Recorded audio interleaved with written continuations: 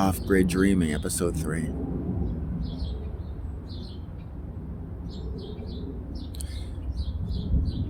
You know,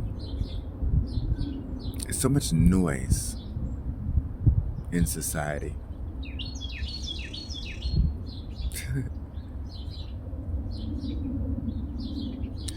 And we get drowned out by everyone programming you to want things that you don't need. That at a point sometimes you wake up. You wake up that you have an apartment or a house filled with crap you don't use. That you've drowned yourself in materialism. That you've neglected the basic principles of health. The basic principles of self-morality.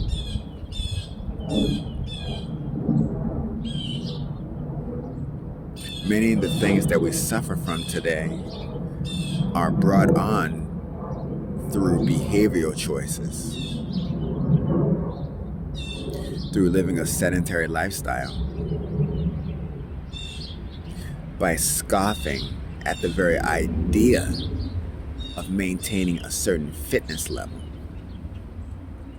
People believe that because we have couches and TVs and beds, that you should be spending a lifetime, hours in those positions. You do your 9 to 5. You hardly cultivate your home. You don't really, maybe you had a couple kids, but if you have more than one kid, the second kid that will be taken care of by the first kid. Oh, that's at a certain point. The first kid will make dinner, right? The first kid will make breakfasts. You get Pop-Tarts now. You don't actually have to cook breakfast. You can just pop something in the microwave and send your kids off to some other institution that you don't got to worry about. Even on your days off, somebody else is taking care of your kids.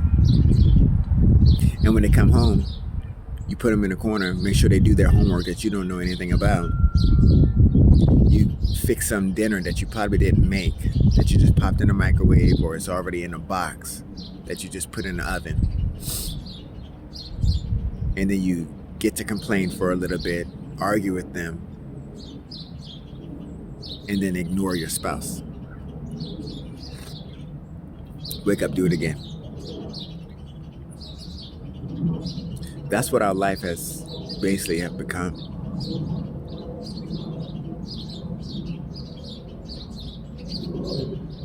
And it's to a degree in which we're really seeing what it means to be walking in truth with God, if you believe in God. You know, what they say, there's no atheist in a foxhole. There's no atheist if a plane's going down. Or you're in a level in which you're not even looking at yourself. You know? And to a level in which you actually accept money to be worshiping a behavior that has nothing to do with your quest in life.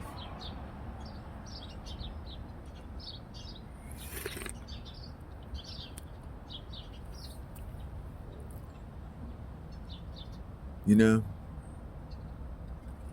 more and more people are turning, even with their families. I'm not talking about just solo individuals. Even with people with families, they're realizing that, you know, they've been sold a box of nonsense.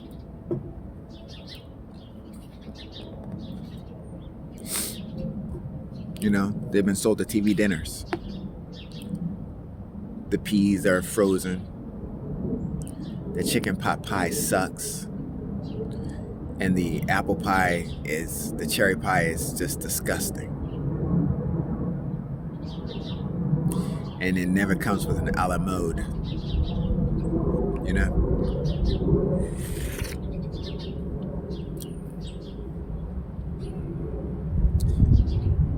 The voting systems are rigged.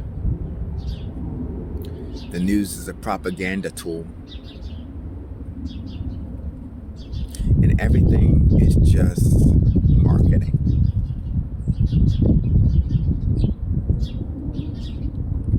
Because to a certain degree, everybody has something to hide.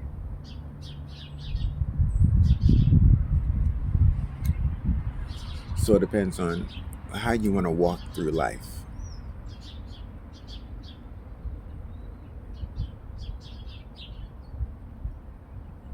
You know? Or everybody has a price. What are you willing to do?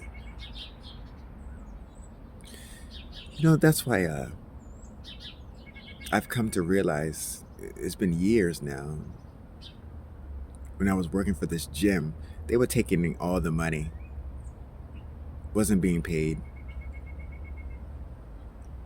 and then having to pay them rent to work there, which is fine. You know, we grew up in a narrative, in a mindset that, hey, you got to pay your dues, you know, which means, hey, you may have to freaking do this. You may have to freaking do this in order to make it, but then you never make it.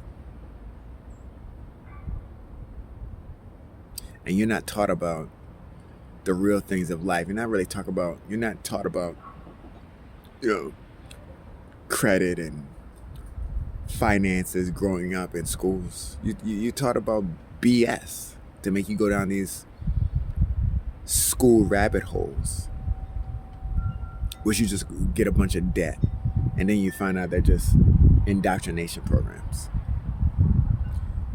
At some point in time, you just want to unplug, because once you spend a couple decades in the rat race, you realize that you were on a bunch of hamster wheels. Nobody was going anywhere. You're just running next to these other people running, and you're all on hamster wheels.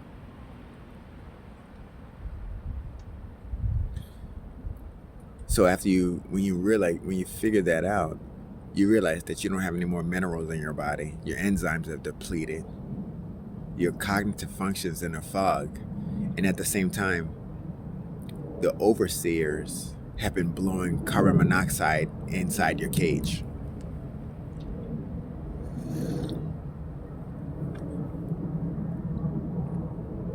You know?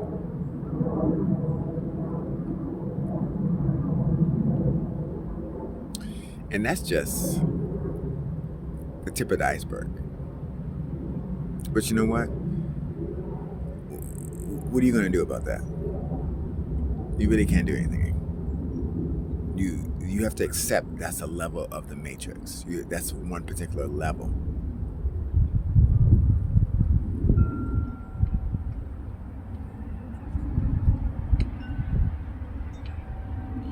And you can live in that. You can live in that level.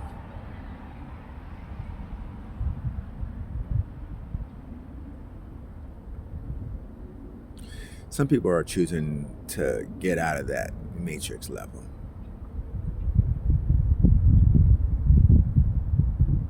The desire to get away from the rat race. It's not even isolating yourself. It's just being able to breathe. It's the ability to just have some peace of mind. It's the ability to not stay in the same mundane routine. And sometimes that's even like, sometimes, you know, the people that you live with or live around, will keep you in that particular routine. They're not aiding you in your expansion. They're not aiding themselves expanding. And that's why we're seeing such a high rate of divorce. I was listening to this one radio station the other day, and it was on like this Bible kind of channel. And this mom was talking about her son just moved back in with her, and he's 40 years old, and he just got his second divorce. And this one was with a Christian woman. They were both highly Christian, whatever, churchgoers, whatever. Both had 3 kids from previous marriages, whatever. And now they're divorced, and he's back living with his mom, 40 years old. I'm like, wow. So even church people that are highly Christian can't even keep their marriage together. So what does that tell you? What does that tell me? It tells me that it's not about church. It's about yourself. It's about you thinking that you're going to go out and do all this stuff, get with somebody else, intertwine yourself into somebody else's life, and thinking that, somebody you don't know is going to complete you. You're not going to get no completion from somebody else.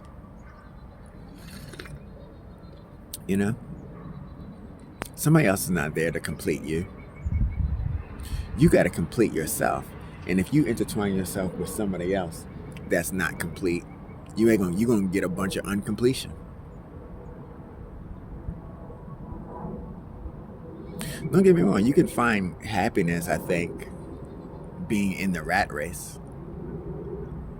I think it's going to be fleeting, because right around the next corner, there's going to be somebody that hates you, that you have happiness. And they're going to try to destroy it. That's part of the social collective. We see it all the time. People's rate of jealousy, the amount of animosity, the amount of envy. That's why they call it the deadly sins.